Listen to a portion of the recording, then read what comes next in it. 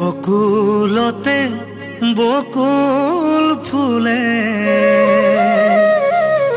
গোপীৰ হৰে মধ্যৰাতি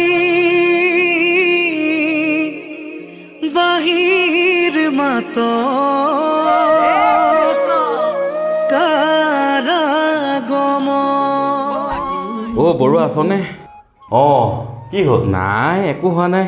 কি কৰি আছ? কি কৰিবি নোৱাৰো, এই হৰিনাম এভাগি শুনি আছো। হয় নেকি?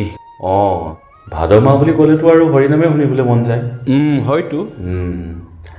তাকে হেৰি হ'ল, আচুৰ্য বৰপাত্ৰ যে আমাৰ জনপ্ৰিয় কণ্ঠশিল্পী আচুৰ্য বৰপাত্ৰৰ কণ্ঠত এটা খুব ধুনীয়া হৰিনামে মানে দিহানামে মুক্তি লাভ কৰিছে, গকুলতে বকুল ফুলে। খুব ধুনীয়া হৈছে গীতটো।